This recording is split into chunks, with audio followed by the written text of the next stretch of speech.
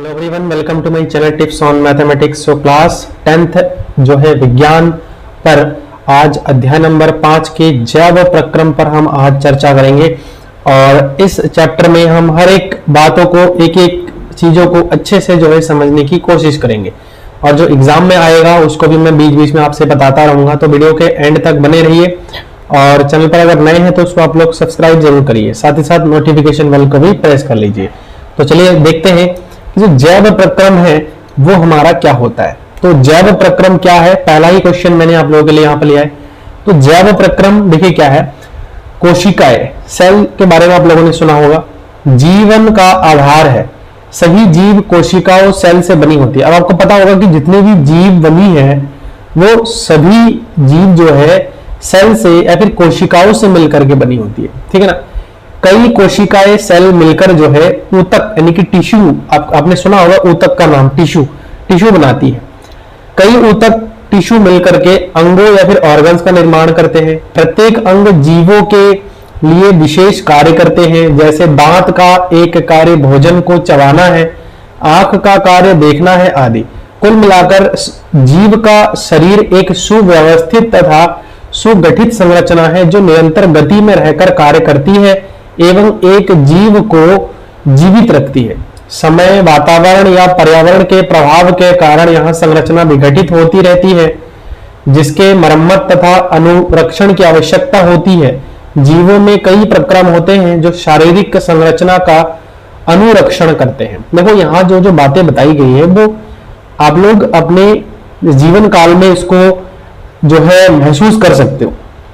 पहली चीज, सबसे छोटी इकाई क्या होती है, सेल होती है, यानी कि जिसको हम कोशिका बोलते हैं। तो सबसे छोटी कोशिका होती है। बहुत सारा कोशिका जब मिल जाता है तो हमारे पास एक टिश्यू बनता है जिसको हम बोलते हैं ऊतक। क्या बोलते हैं, ऊतक, टिश्यू। छोटे छोटे बहुत सारे सेल मिलकर के ऊतक बनता है और बहुत सारे ऊतक मिलकर के, कई सारे ऊतक मिलकर के एक हमारा ऑर्गन बनता है। ऑर्गन का मतलब है कि अंग, मतलब जो हमारे पास कोशिकाएं हैं, ये समझने की चीजें हैं, बहुत इंपॉर्टेंट। कोशिकाएं, देखो कोशिकाएं जो होती है ना वो सबसे छोटी पार्ट होती है सेल, है ना। मतलब जीव के लिए, है ना, जो है सबसे छोटी जो इकाई होती है वो सेल होती है, ठीक। सेल बहुत सारा जब मिलता है तो टिश्यू यानी कि ऊतक बनता है, ठीक है, ऊतक। और बहुत सारे ऊतक मिल करके ही अंगों का निर्माण होता है। आप ये हमारे बॉडी में जो अंग देख रहे हैं, आंख, कान, नाक, गला, दांत, ये सारे, सबके पीछे कहीं ना कहीं ये सेल जो है इंपॉर्टेंट है। बहुत सारा सेल मिलकर के ऊतक बनाया होगा और ऊतक बनाने के बाद ही हमारा जो है कुछ एक ऑर्गन का डेवलपमेंट हुआ। तो ये जो है जैव प्रक्रम है ना, ये हमारा जो है क्या है, जैव प्रक्रम होता है। तो यहां पर देखो जैसे कुछ अलग अलग जो ऑर्गन्स हमारे बॉडी में बने हैं, यानी कि जो अलग अलग अंग हमारे जो है शरीर में है, जीवों में है, वो अलग अलग काम करता है। जैसे दांत का काम क्या है, भोजन को चबाना हो गया। ऐसी आंखों का क्या काम होता है, वो देख सकता है कि नहीं। हर एक जितने भी ऑर्गन्स है हमारे बॉडी में, आप लोग महसूस कर सकते हो कि हर एक बॉडी पार्ट का, हर एक ऑर्गन का अलग अलग काम। तो ये चीजें आपको समझने की है ना। जीव का शरीर जो है एक सुव्यवस्थित और सुगठित संरचना है जो कि निरंतर गति में रह करके क्या करता है, काम करता है। तो आप लोग देख सकते हो भैया, आप अगर सोए भी रहोगे तब भी तो आपका दिमाग काम करता है, तब भी तो आपका बॉडी काम करता है ना। तो कहीं ना कहीं ये गति में है ना। लेकिन ये चीज क्या होता है, समय और वातावरण या पर्यावरण के प्रभाव के कारण यह संरचना विघटित होती रहती है, जिसके मरम्मत तथा अनुरक्षण की आवश्यकता होती है। अब आपके बॉडी है ना, कोई प्रॉब्लम हो जाती है, कोई शारीरिक समस्या हो जाती है, कुछ भी हो सकती है, तो उस कंडीशन में आप क्या करते हैं, उसको आप मरम्मत करते हैं, उसको आप सही करते हैं, है ना। तो ये नेचुरल चीजें हैं, तो इसमें ऐसा ही रहता है। तो ये जो प्रोसेस है एक हमारा, ये हमारा जो है जैव प्रक्रम कहलाता है, ठीक है ना। तो आई थिंक आप लोगों को ये जो क्वेश्चन है इसका आंसर आपको मिल चुका है और चैप्टर का इंट्रोडक्शन भी आप लोगों को आई थिंक पता लग चुका है। तो जैव प्रक्रम हमारा क्या है, वे सभी प्रक्रम जो सम्मिलित रूप से अनुरक्षण यानी कि मेंटेनेंस का कार्य करते हैं, जैव प्रक्रम कहलाता है। जैव प्रक्रम में वही अभी इसके प्रीवियस में जो बता रखा है मैंने कि जो है वो सभी जो प्रक्रम है जो कि सम्मिलित रूप से अनुरक्षण मतलब मेंटेनेंस का कार्य करते हैं, चीजों को ठीक करने का, खराब हो रहा है फिर इसको ठीक करा जा रहा है ना। तो ये सारा जो प्रोसेस है वो हमारा जैव प्रक्रम में आता है, जैव प्रक्रम कहलाता है। ये प्रक्रम है पोषण, श्वसन, है ना, वहन और उत्सर्जन आदि का। पोषण मतलब न्यूट्रिशन, उसके श्वसन का मतलब रेस्पिरेशन जो कि हम सांस वगैरह ले रहे हैं, वहन, है ना, उसके बाद उत्सर्जन, है ना, उत्सर्जन मतलब जो भी है बाहर निकालना जो भी है, ये सारी चीजें हैं। तो जैव प्रक्रम में यानी कि लाइफ प्रोसेस जिसको हम बोलते हैं उसमें ये इंपॉर्टेंट है, न्यूट्रिशन होना, रेस्पिरेशन होना, ट्रांसपोर्टेशन, उसके बाद जो है उत्सर्जन का, ये बहुत इंपॉर्टेंट है। ठीक, अब बात करते हैं कि जो पोषण है वो हमारा क्या होता है। पोषण जीवों के भोजन ग्रहण करने तथा उसका उपयोग कर ऊर्जा प्राप्त करने की प्रक्रिया या प्रक्रम जो है क्या होता है, पोषण कहलाता है। अब बात करते हैं पोषण की। आप खुद से सोचिए, पोषण आपको कब मिलेगा? जब आप भोजन ग्रहण करेंगे, उससे आपको एक एनर्जी मिलेगी, है ना। तो यही तो आपका एक पोषण है। उपयोग कर ऊर्जा प्राप्त करने की जो प्रोसेस होती है उसी को हम बोलते हैं पोषण, यानी कि न्यूट्रिशन। तो अच्छा न्यूट्रिशन की आपको जरूरत है ना, एक अच्छी लाइफ प्रोसेस के लिए, एक अच्छा जैव प्रक्रम के लिए एक अच्छी न्यूट्रिशन का होना बहुत जरूरी है। ठीक है, वरना आप अगर अनाप शनाप चीजों की जो है सेवन करेंगे, है ना, ग्रहण करेंगे, भोजन में गलत चीजों का सेवन करेंगे तो आपका जो शरीर है वो बीमार पड़ जाएगा। इसीलिए अच्छे न्यूट्रिशन की नीड होती है। ठीक है, अब बात करते हैं आगे थोड़ा सा डिस्क्रिप्शन इसकी। जीवों को सभी कार्यों के लिए ऊर्जा की आवश्यकता होती है, यह आपको पता है। आप काम करते हैं तो आपको एनर्जी की जरूरत होती है। यथा जब एक जीव चल या दौड़ रहा होता है या कोई भी अन्य कार्य करता है तो उसे ऊर्जा की आवश्यकता होती है। यह आपको पता होगा कि काम करने के लिए ऊर्जा की आवश्यकता होती है। यहां तक जब एक जीव कोई कार्य नहीं कर रहा होता है तब भी शारीरिक क्रियाओं के क्रम के अनुरक्षण अर्थात बनाए रखने के लिए उसे ऊर्जा की आवश्यकता होती है। यहां आवश्यक ऊर्जा एक जीव पोषण से प्राप्त करता है। तो देखो, अगर न्यूट्रिशन नहीं होगा तो आप ये समझ लो, आप अगर बैठे हुए हो तब भी आप खाना खाते हो। कभी सोचा है कि अगर हम बैठे हुए हैं हम तब भी खाना खाते हैं? उसकी जरूरत हमें क्यों पड़ती है? हम बैठे बैठे भूख भी लग जाती है। क्यों? क्योंकि हमारी जो बॉडी है वो कंटिन्यूअसली मेंटेनेंस में है, मतलब कोई भी उतार चढ़ाव, तो उसके लिए हमें एनर्जी की नीड होती है ना। हम बात कर रहे हैं तब भी हमें एनर्जी की जरूरत थोड़ी। अगर आप में सही न्यूट्रिशन नहीं है, आप अगर सही भोजन नहीं लेते हैं, सही खाना नहीं खाते, तो आप अच्छे से बात भी नहीं कर पाओगे। ठीक है ना। तो ये था हमारा पोषण, है ना। आई थिंक आप लोगों को ये भी आप अच्छी तरह समझ में आ गया। तो जैव प्रक्रम के बाद आता है पोषण, सबसे इंपॉर्टेंट। अब बात करते हैं कि जो सजीव है वो अपना भोजन कैसे प्राप्त करते हैं। कुछ बेसिक कॉन्सेप्ट है, सजीव जो है अपना भोजन कैसे प्राप्त करते हैं। सजीव में क्या क्या आता है? पेड़ पौधे, है ना, जीव जंतु जितने भी है ये सारे सजीव में आते हैं। तो सभी जीवों को ऊर्जा की आवश्यकता होती है जिसे वे भोजन से प्राप्त करते हैं, परंतु सजीवों में ऊर्जा प्राप्त करने के तरीके अलग अलग होती है। जैसे पेड़ पौधे तथा कुछ जीवाणु अकार्बनिक स्रोतों से कार्बन डाइऑक्साइड तथा जल के रूप में सरल पदार्थ प्राप्त करते हैं जिनसे उन्हें ऊर्जा मिलती है। अब पेड़ पौधे की अगर बात करूं तो आपको पता ही होगा कि वो कार्बन डाइऑक्साइड को ग्रहण करते हैं, है ना, और पानी वो जड़ों से उसके रूट्स के हेल्प से वो पानी भी लेते हैं। ऐसे ही करके उनको जो है एनर्जी मिलती है। ऐसे जीव को स्वपोषी कहा जाता है। जैसे पेड़ पौधे हो गए ना, ये स्वपोषी है, खुद से ही पोषित हो रहे हैं। स्वपोषी अर्थात खुद से बनाया भोजन से ऊर्जा प्राप्त करने वाले।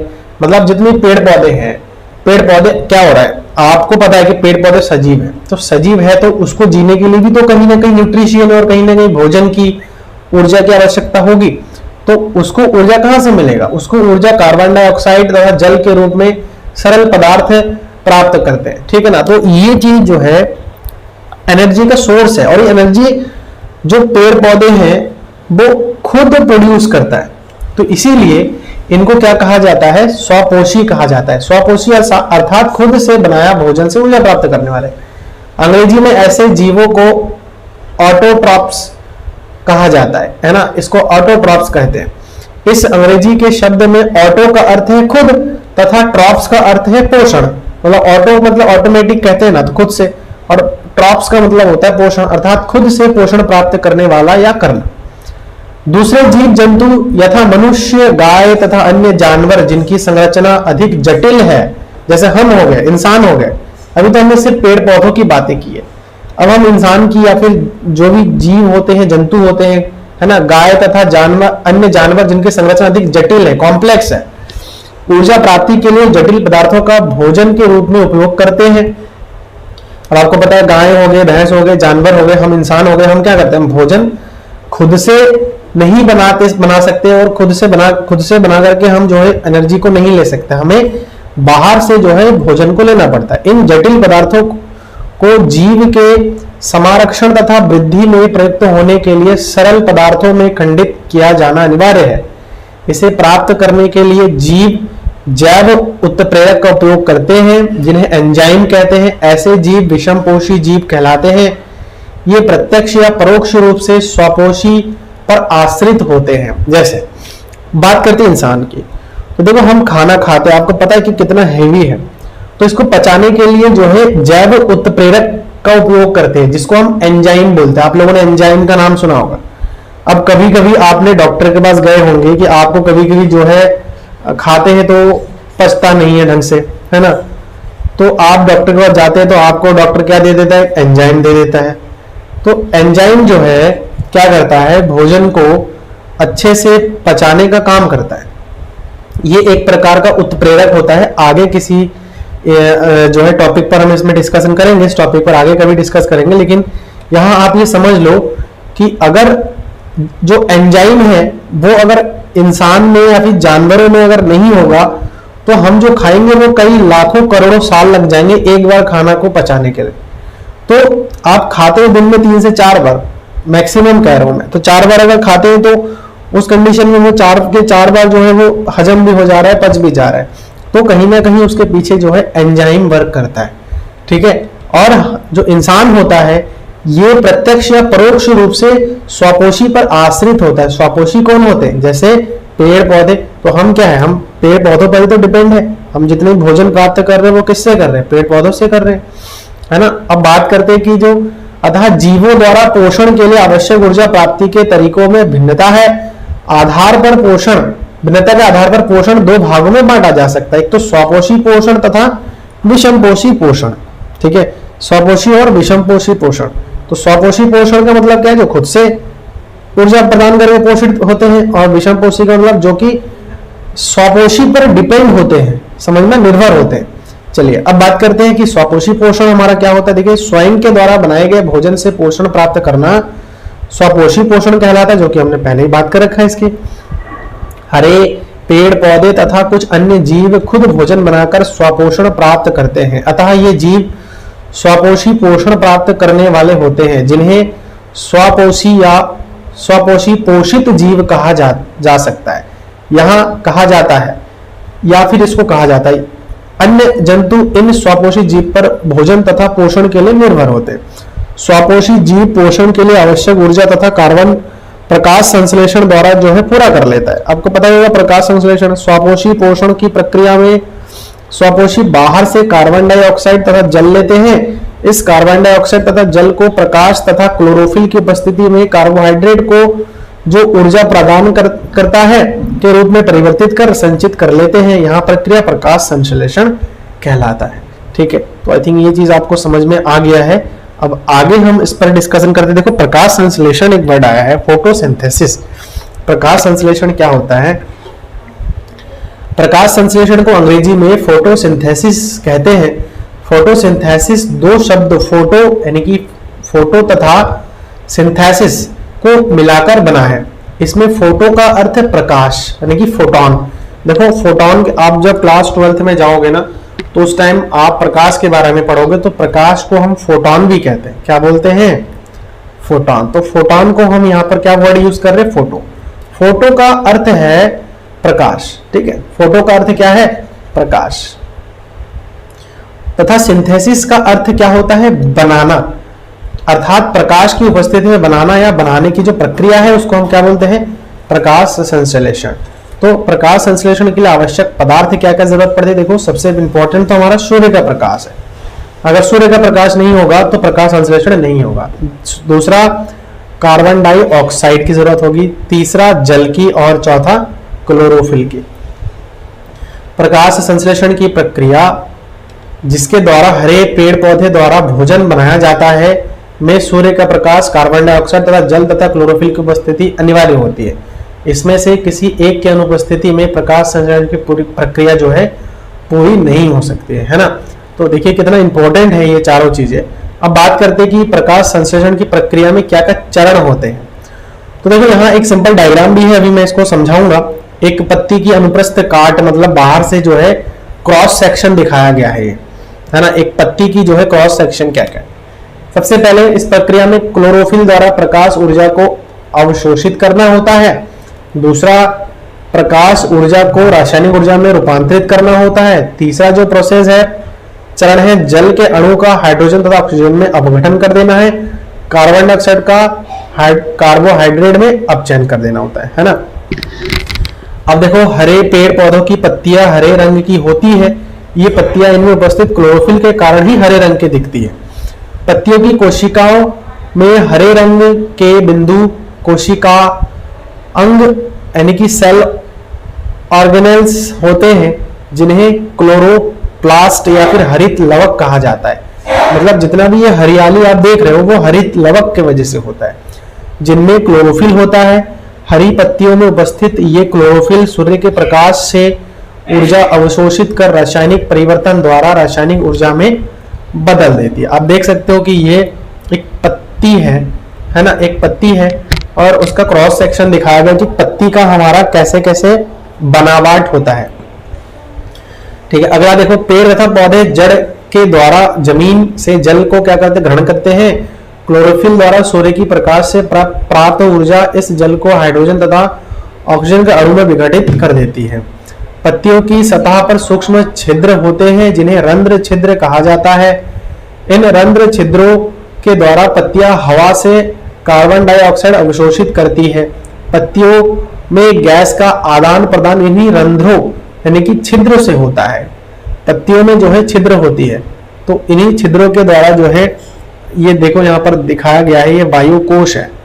ठीक है, ये वाला द्वार कोशिका है, निचली बाह्य त्वचा। इसके ये पत्ती है एक सिंपल सा। इस पत्ती का एक डायग्राम यहाँ पर आपको बताया गया है कि कैसे जो है इसमें क्या क्या होता है, द्वारा होता है। पेड़ पौधों में गैस का आदान प्रदान रंध्रों छिद्रों के द्वारा अलावे तने, जड़ अथवा पत्तियों की सतह से भी होता है। जैसे ये पत्ती है और इस पत्ती के सतह से भी जो है ये क्या करता है, कार्बन डाइऑक्साइड को ग्रहण कर लेता है। समझ में आया? तो इसीलिए पत्तियों का होना भी देखो कितना इंपॉर्टेंट है, कितना जरूरत है। ठीक। अब देखो, इसमें एक रंध्र की हमने बात किया ना, दो प्रकार के रंध्र होते हैं। एक तो हमारे पास खुला रंध्र होते हैं, जो छिद्र होते हैं ना वो हमारा खुला होता है। अब देखो ये जो हरे हरे कलर के दिख रहा है ना, ये आपके हो गए हरित लवक। क्या हो गए? हरित लवक।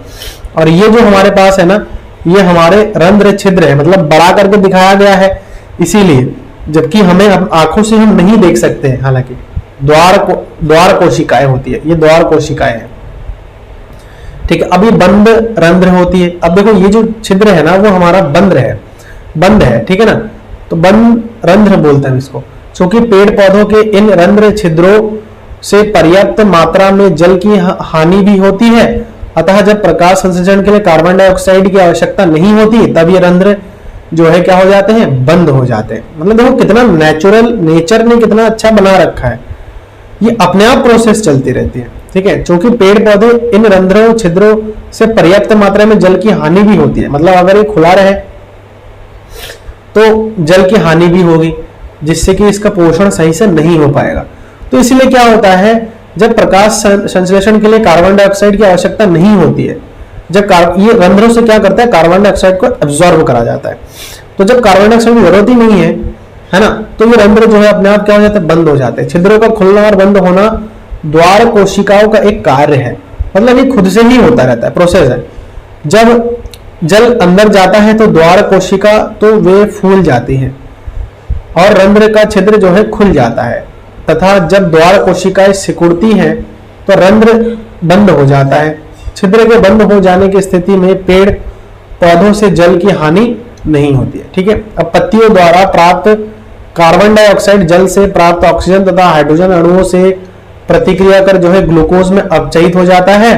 प्रकाश संश्लेषण निम्नलिखित रासायनिक क्रिया दिखाता है। देखो, कार्बन डाइऑक्साइड और जल, सूर्य का प्रकाश क्लोरोफिल है ना, तो इससे क्या बनाएगा, ग्लूकोज बनाएगा, ऑक्सीजन बनाएगा और जल बनाएगा।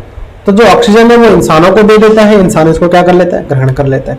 तो ये लाइफ प्रोसेस है, ठीक है ना। देखो कितना अच्छा है। आई थिंक आप लोगों को समझ में आ गया है। 10 महत्वपूर्ण प्रश्न जो कि एग्जाम में आपसे पूछा जा सकता है, तो आप लोग जो है वीडियो को एंड तक देखिए। इसमें काफी अच्छे अच्छे इंपॉर्टेंट क्वेश्चंस है जो कि मैंने आप लोगों के लिए ले रखा है। ठीक, तो चलिए स्टार्ट करते हैं। और पहला जो क्वेश्चन है इसमें कह रहा है कि उत्सर्जन क्या है।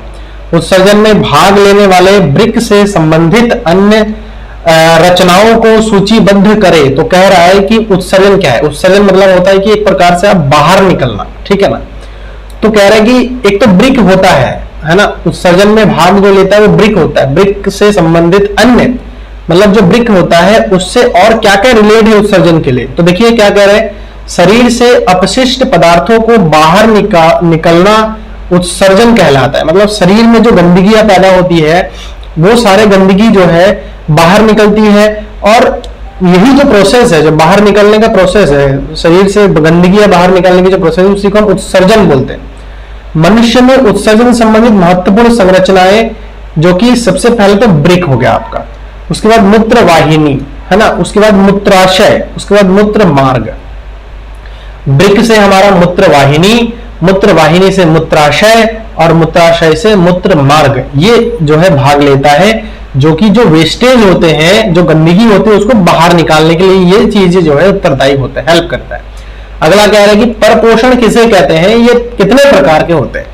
देखिए, जिसमें जीव अपना भोजन स्वयं संश्लेषित नहीं करते हैं अपितु किसी ना किसी रूप में अन्य स्रोतों से प्राप्त करते हैं। परपोषण जो है निम्नलिखित 4 प्रकार के होते हैं। मतलब परपोषण जैसे हम इंसान हो गए, समझ में आया, हम इंसान हो गए, हम भी तो परपोषी हुए। हम खुद से तो भोजन अपना नहीं बना सकते हैं, बना सकते हैं क्या। जैसे पेड़ पौधे हैं वो स्वपोषी है ना। मैंने पिछले लेक्चर में भी आप लोगों से बताया था कि जो खुद से भोजन का निर्माण करते हैं वो हमारा स्वपोषी होता है। ठीक, अब परपोषी क्या हो गया, फिर जो खुद से जो है भोजन का निर्माण नहीं करते हैं या किसी दूसरे पर जो है वो डिपेंड होते हैं, तो उसको हम परपोषी बोलते हैं। तो ये 4 प्रकार के होते हैं। प्राणी समपोषण, उसके बाद मृत जीवी पोषण, परजीवी पोषण, परासरणी पोषण। ठीक है, तो ये हमारे पास जो है 4 प्रकार के होते हैं, है ना। चलिए क्वेश्चन नंबर 3 देखते हैं। कह रहा है कि पोषण क्या है, इनके विभिन्न चरण कौन कौन से हैं।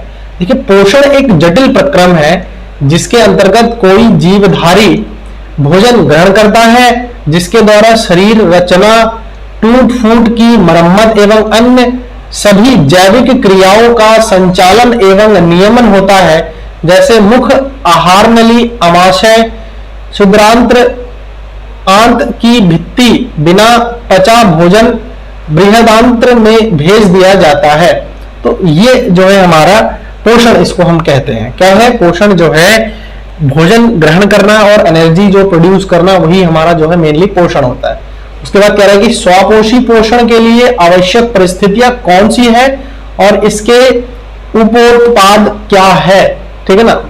तो स्वपोषी पोषण हरे पौधों में पाया जाता है। मतलब जैसे पेड़ पौधे होते हैं, ये स्वपोषी पोषण इसमें पाया जाता है, जो कि अपना भोजन स्वयं तैयार करते हैं। स्वपोषी पोषण के लिए प्रकाश संश्लेषण आवश्यक है। हरे पौधे सूर्य के प्रकाश की उपस्थिति में क्लोरोफिल नामक वर्णक से CO2 और जल द्वारा कार्बोहाइड्रेट का निर्माण करते हैं। इस क्रिया में ऑक्सीजन गैस बाहर निकलती है। देखो, जैसे कार्बन डाइऑक्साइड हो गया और जल हो गया, तो इससे क्या होता है, ग्लूकोज और ऑक्सीजन जो बाहर निकालता है और जल जो है बाहर निकालता है। ठीक है, सूर्य का प्रकाश, क्लोरोफिल, कार्बन डाइऑक्साइड और जल स्वपोषी पोषण के लिए आवश्यक परिस्थितियां है। इसके उत्पादन आणविक ऑक्सीजन है।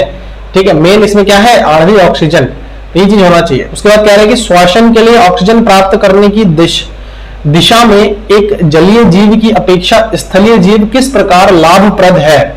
देखो क्या कह रहा है कि श्वसन के लिए जो ऑक्सीजन प्राप्त करने की दिशा में श्वसन करने के लिए हम क्या करते हैं, ऑक्सीजन लेते हैं।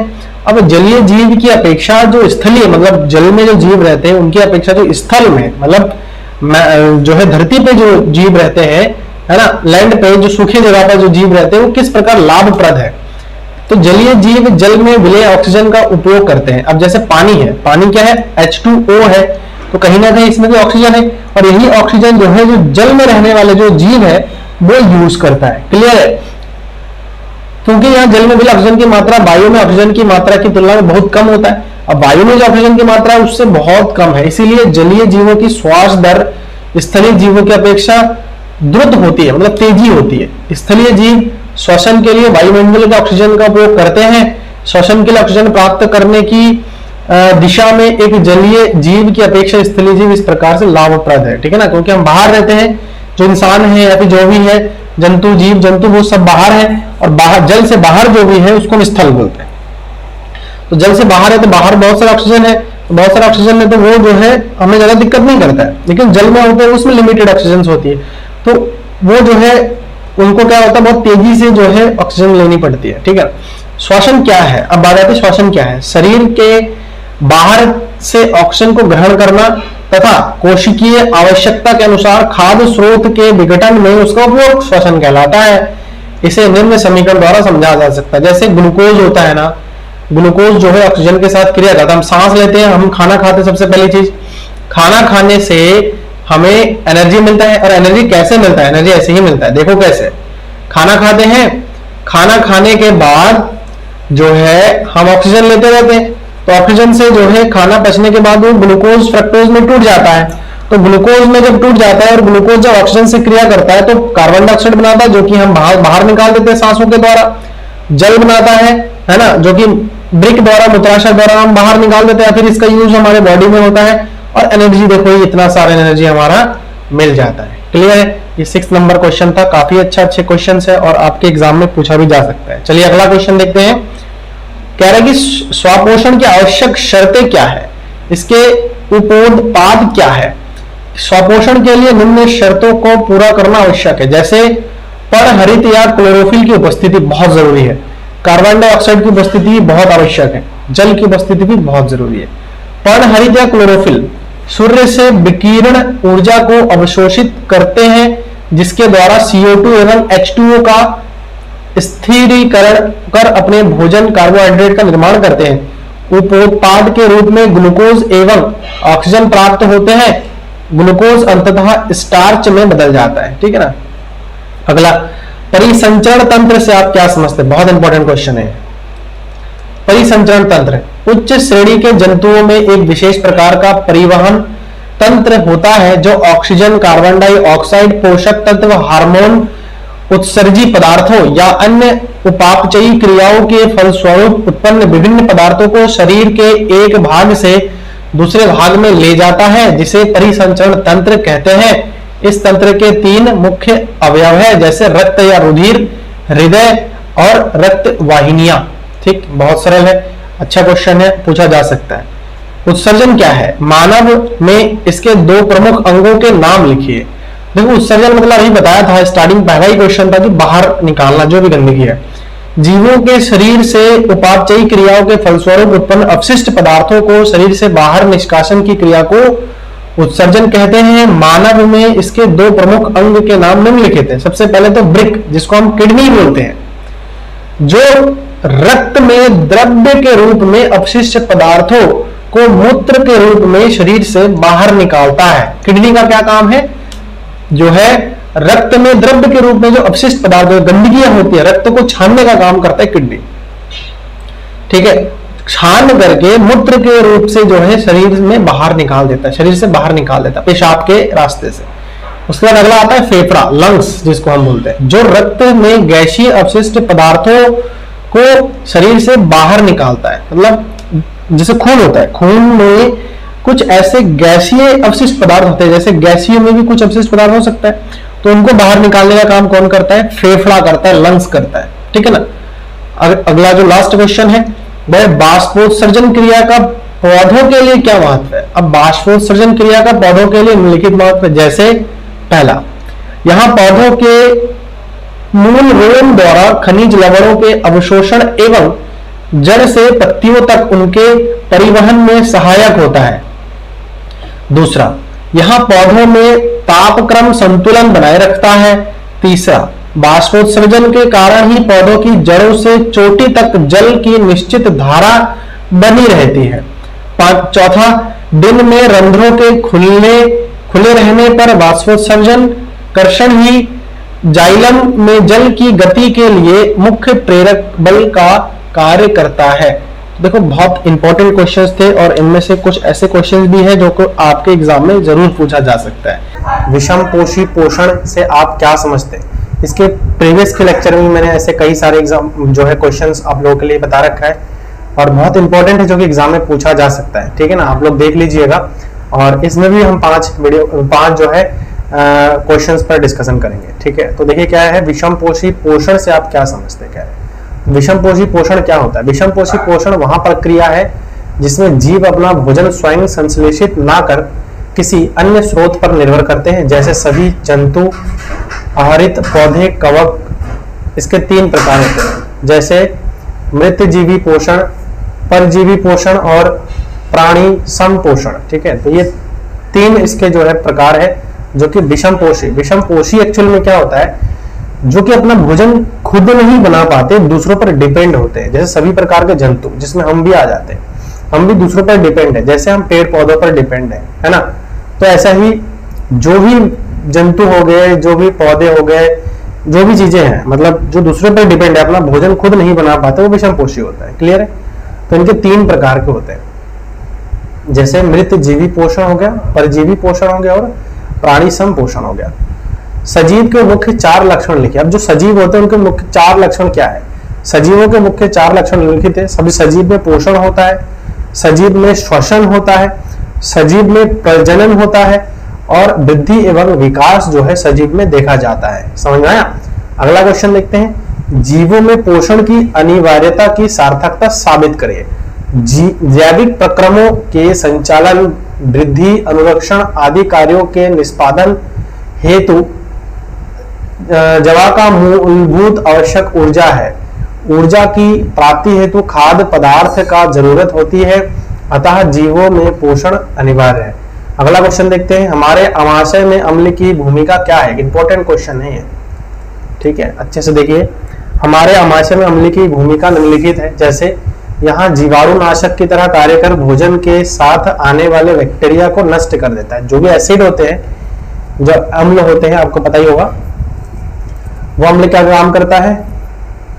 सबसे पहले तो जो भी जीवाणु जो है जीवाणुनाशक की तरह काम करता है, यानी कि कोई बैक्टीरिया वगैरह हो तो उसको खत्म कर देता है। भोजन के कारण शीघ्रता से नहीं पचता है। ठीक है ना, मतलब इसके वजह से जो अम्ल है, अम्ल की वजह से जो भोजन होता है वो शीघ्रता से हमारा पच जाता है।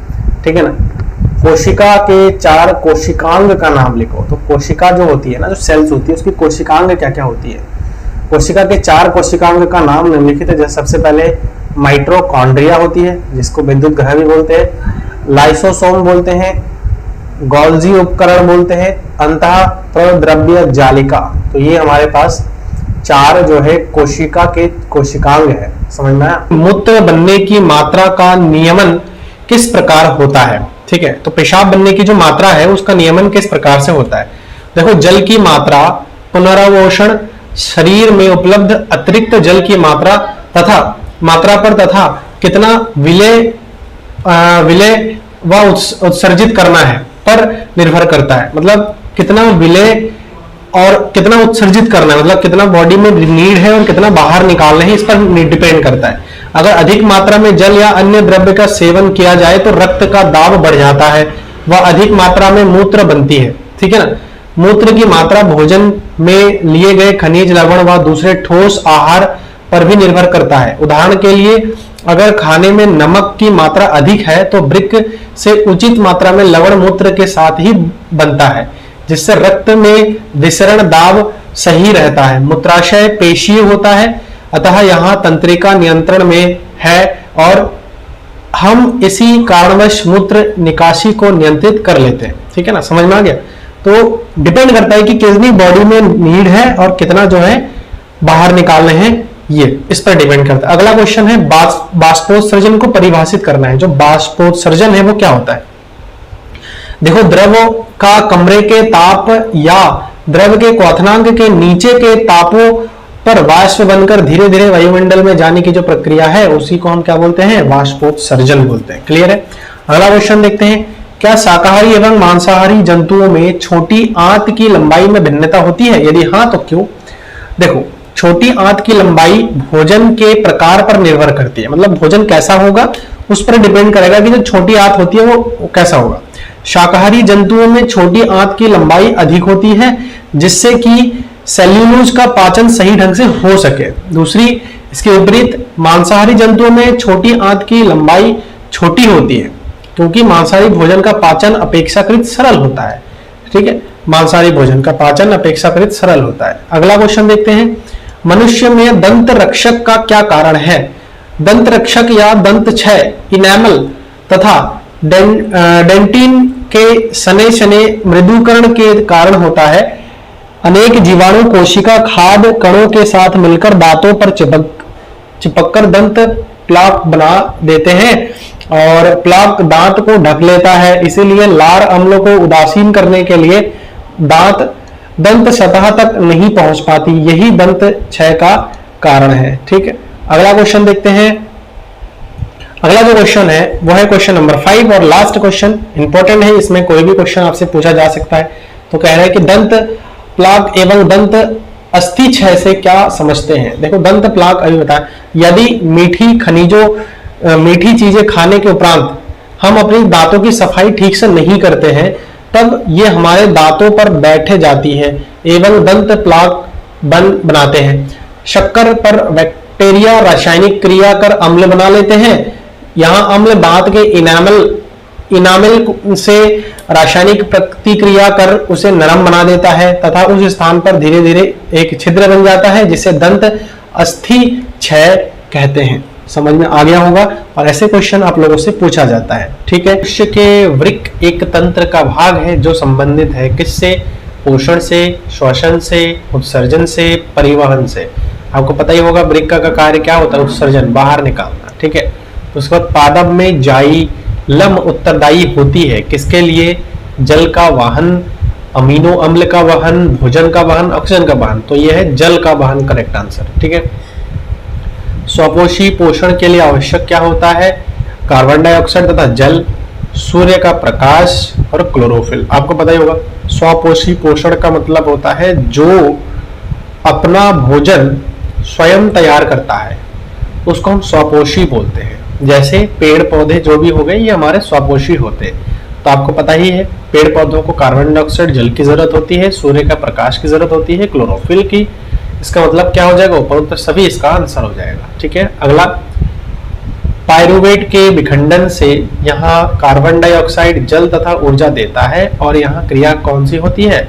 माइटोकॉन्ड्रिया में होती है। ठीक है ना, यहाँ क्रिया होती है माइटोकॉन्ड्रिया। ठीक, कोशिका द्रव्य में नहीं होता है, हरित लवक में नहीं होता, केंद्रक में भी नहीं होता है। चलिए अगला क्वेश्चन पर चलते हैं और जो नेक्स्ट क्वेश्चन है आपका वो है हमारे शरीर में वसा का पाचन कैसे होता है? यहाँ प्रक्रम कहाँ पर होता है ये कह रहे हैं। देखो, वसा जो होती है ना उसकी पाचन होना जरूरी होता है। तो ये प्रक्रम किस जगह पर होता है, कैसे होता है वो पूछा है। देखो, हमारे शरीर में वसा का पाचन आहार नाल की क्षुद्रांत्र में होता है। यकृत से निकलने वाला क्षारीय पित्त रस आए हुए भोजन के साथ मिलकर उसकी अम्लीयता को निष्क्रिय करके उसे क्षारीय बना देता है जिसकी प्रकृति पर अग्नाशयिक रस सक्रियता से कार्य करता है और पित्त रस वसा को सूक्ष्म कणों में तोड़ देता है। इस प्रक्रिया को इमल्सीकरण क्रिया कहते हैं। लाइपेज एंजाइम जो कि अग्नाशयिक रस में पाया जाता है इमल्सिफाइड वसा को वशीय अम्ल तथा ग्लिसरॉल में परिवर्तित कर देता है। देखो, ऐसे क्वेश्चन पूछा जाता है इसलिए आप लोग इसको अच्छे से जरूर कर लीजिएगा। उसके बाद देखिए अगला क्वेश्चन पर चलते हैं। इसमें कह रहा है कि भोजन के पाचन में लार की क्या भूमिका? लार आपको पता होगा जो हमें जैसे खाना, टेस्टी खाना वगैरह हम देखते हैं तो हमारे मुंह से जो है पानी आने लगता है, तो वही हमारा लार हो गया। तो मुंह में स्थित लार ग्रंथियों से लार निकलकर चबाए हुए भोजन में मिलकर उसे चिकना तथा लसलसा बना देती है, ठीक है ना, जिससे यहाँ भोजन नली में आसानी से फिसल सकता है। इससे अधिक महत्वपूर्ण यहाँ है कि लार में उपस्थित एंजाइम एमाइलेज मंड के जटिल अणुओं को शर्करा में खंडित कर देती है, जो मंड की अपेक्षा काफी सरल अणु होते हैं। इस तरह लार भोजन के पाचन में अहम भूमिका निभाती है। मतलब ये अगर लार नहीं होती तो हमारी भोजन ना पचती और ना आसानी से हम निगल पाते। कभी कभी होता है कि हम बिना पानी के भी हम खाना खा लेते हैं, लेकिन वो अंदर चला जाता है, ठीक है ना। वो तो बात अलग है कि खाने खाते खाते जो है हमें प्यास लग जाती है, वो अलग चीज है। लेकिन आप अगर पानी नहीं भी पिएंगे एक टाइम के लिए प्यास लगने पर, तो फिर भी आप भोजन को अंदर निगल सकते हैं। तो वही लार ही जो है सबसे इंपॉर्टेंट होता है। चलिए अगला क्वेश्चन देखते हैं। अगला क्वेश्चन है, स्वापोषी पोषण के लिए आवश्यक परिस्थितियां कौन सी है और इसके उपोत्पाद क्या है। स्वापोषी जीव की कार्बन तथा ऊर्जा की आवश्यकताएं प्रकाश संश्लेषण द्वारा पूरी होती है। स्वापोषी पोषण के लिए कार्बन डाइऑक्साइड, जल, क्लोरोफिल तथा सूर्य का प्रकाश आवश्यक तत्व है। कार्बोहाइड्रेट पौधों के को ऊर्जा प्रदान करने में उपयुक्त होते हैं। अच्छा, अगला क्वेश्चन देखिए, वायवीय तथा अवायवीय श्वसन में क्या अंतर है। कुछ जीवों के नाम लिखिए जिनमें अवायवीय श्वसन होता है। तो वायवीय श्वसन क्या होता है, यह ऑक्सीजन की उपस्थिति में होता है जो वायवीय श्वसन होते हैं। अवायवीय क्या होता है, यहाँ ऑक्सीजन की अनुपस्थिति में होता है श्वसन। जिसमें वायवीय में इसमें जीवों को बाहरी वातावरण के बीच गैसों का आदान प्रदान शामिल होता है। यहाँ प्रक्रम कोशिका द्रव्य तथा माइटोकॉन्ड्रिया में होता है। यहाँ कार्बन डाइऑक्साइड तथा जल का श्रवण करता है ना, वायवीय श्वसन में। अवायवीय श्वसन में यहाँ ऑक्सीजन की अनुपस्थिति में होगा, गैसों का आदान प्रदान अनुपस्थित होता है, यहाँ केवल माइटोकॉन्ड्रिया में होता है और अंत उत्पाद भिन्न होते हैं। मतलब लास्ट में जो उत्पाद बनता है वो हमारा अलग होता है। अच्छा, अगला क्वेश्चन है, गैसों के अधिकतम विनिमय के लिए कूपिकाएं किस प्रकार अभिकल्पित है। फुफ्फुस के अंदर अनेक कूपिकाएं होती है जो एक सतह उपलब्ध कराती है जिससे गैसों का विनिमय हो सकता है। कूपिकाओं की भित्ति में रुधिर वाहिकाओं का विस्तीर्ण जाल होता है।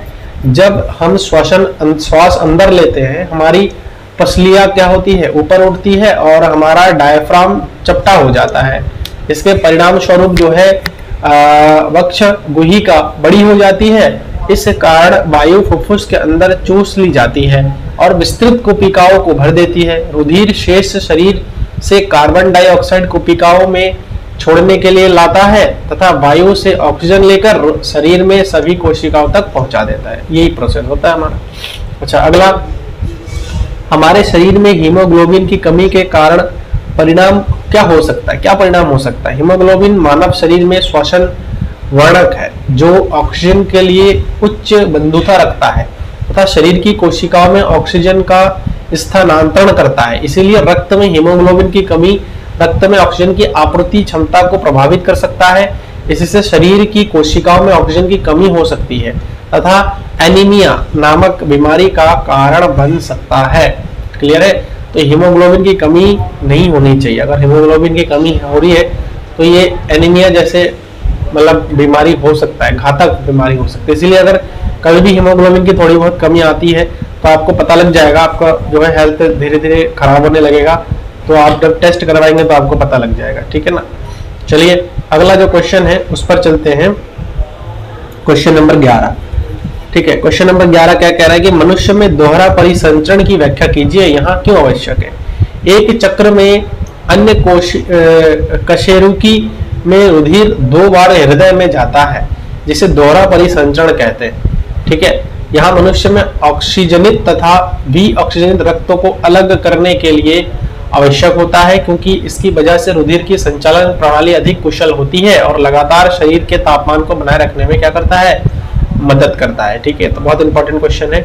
अगला है जाइलम तथा फ्लोएम में पदार्थों के वहन में क्या अंतर है। तो जाइलम और फ्लोएम को हम यहाँ पर अंतर देखेंगे।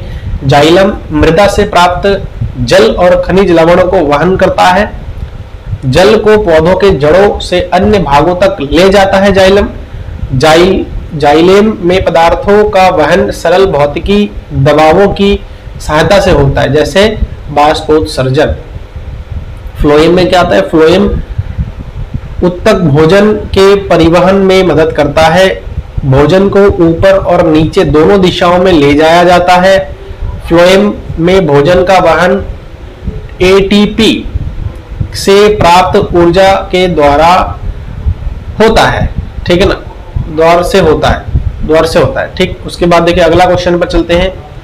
फुफ्फुस में कुपिकाओं की तथा वृक्क में वृक्काणु नेफ्रॉन की रचना तथा कार्यविधि की तुलना कीजिए। ठीक है, तो यहां पर हम रचना और कार्यविधि दोनों पढ़ेंगे। सबसे पहले हम कुपिकाएं की रचना पर बात करते हैं। जो फुफ्फुस के अंदर स्थित छोटी नलिकाएं होती है, जो गुब्बारे जैसी रचना के अंतकृत होती है, जिसे हम कुपिका बोलते हैं। अगला, कुपिकाओं की भित्ति में रुधिर वाहिकाओं का विस्तीर्ण जाल होती है। ठीक है, अच्छा, वृक्काणु का जो है हम यहाँ पर रचना देखते हैं। वृक्काणु गुर्दे के अंदर स्थित नली जैसी संरचना में मौजूद होती है। एक कोशिका गुच्छा वोमन संपुट तथा एक लंबी नलिका से बनी होती है। ठीक है, कार्यविधि, कुपिकाओं की क्या कार्यविधि होती है? रुधिर शेष शरीर से कार्बन डाइऑक्साइड कुपिकाओं में छोड़ने के लिए लाता है तथा वायु से ऑक्सीजन लेकर शरीर की सभी कोशिकाओं तक पहुंचा देता है। अगला, कुपिकाएं एक सतह उपलब्ध कराती है जिससे गैसों का विनिमय हो सकता है। ठीक है, अब वृक्काणु का कार्यविधि। रक्त गुर्दे की धमनी द्वारा गुर्दे में प्रवेश करती है। यहाँ रुधिर प्रवेश करता है, जबकि नाइट्रोजनी वर्ज्य पदार्थ जैसे यूरिया या यूरिक अम्ल अलग कर लिए जाते हैं। और वृक्काणु मूल निस्पंदन इकाई है। ठीक है, तो ये क्वेश्चन हमारा सारे के सारे जितने भी क्वेश्चन थे इस अभ्यास में हमने पूरा कर लिया है। कहीं पर अगर डाउट है तो आप लोग कमेंट के माध्यम से मुझे बता सकते हैं। चैनल पर अगर नए हैं तो उसको आप लोग जो है सब्सक्राइब कर लीजिए, साथ ही साथ नोटिफिकेशन बेल को भी प्रेस कर देना। So thanks for watching this video.